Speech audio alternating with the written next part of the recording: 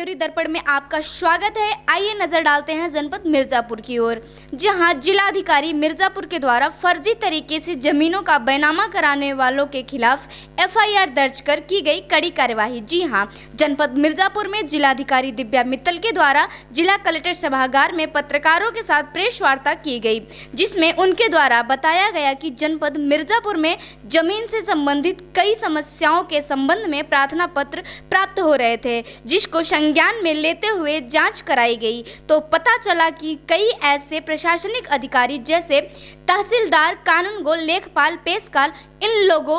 की संलिप्तता में कई फर्जी तरीकों से जमीन का बैनामा कराया गया था, जिसके संबंध में इनके खिलाफ जांच रिपोर्ट के आधार पर एफआईआर दर्ज कर कार्यवाही की गई। जनपद मिर्जापुर से दीपक दुबे की रिपोर्ट। यहाँ पे मिर्जापुर में किसी भी गरीब की जमीन के ऊपर आंख डालेगा और इस प्रकार की कार्रवाई करेगा, उसको हम लोग जेल भेजने का काम करेंगे।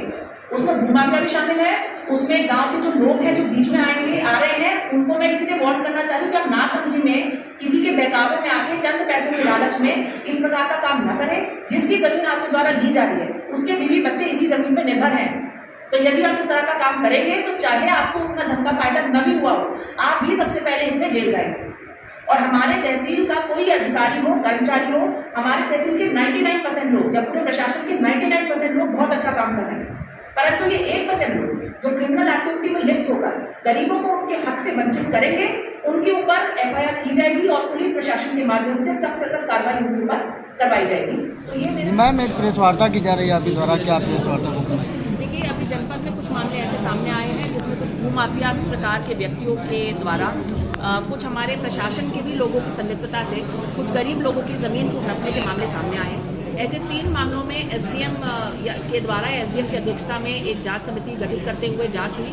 और सत्यता प्राप्त होने के बाद भूमाफियाओं के विरुद्ध और हमारे तहसील के नायब तहसीलदार, लेखपाल, पेशकार, इस रैंक के व्यक्तियों के विरुद्ध भी बहुत ही कठोर धाराओं में, जिसमें 420, 467, 468 इस तरह की धाराओं में मुकदमे पंजीकृत किए गए हैं। इसमें मैं सभी लोगों को कहना चाहूँगी कि कोई भी व्यक्ति, चाहे वो कोई प्राइवेट आदमी है, भूमाफिया है या हमारा अधिकारी, कर्मचारी किसी भी रैंक का, चाहे वो हमारे लेखपाल हो या हमारे नायब तहसीलदार या कोई भी व्यक्ति क्यों ना हो, यदि कोई हमारे गरीब जनता का मिर्जापुर में हक मारेगा, उसके बच्चों को उसके हक से वंचित करेगा, तो उन सभी के ऊपर कठोर कार्रवाई करते हुए प्रशासन और पुलिस द्वारा उनको जेल भेजने का कार्य किया जाएगा। इसी के क्रम में मैं बाकी जनता से भी अपील करना चाहूँगी कि भूमाफिया लोग कहीं ना कहीं बीच में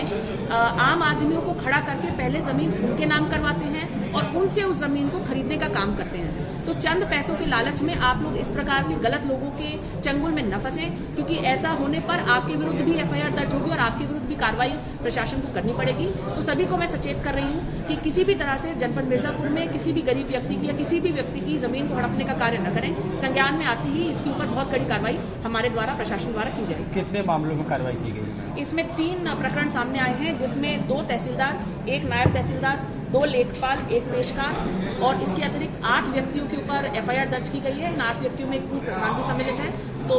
पुनः मैं बता दूं कि 420, 467, 468 समेत अन्य कड़ी धाराओं में इन सभी लोगों के विरुद्ध मुकदमे दर्ज किए गए।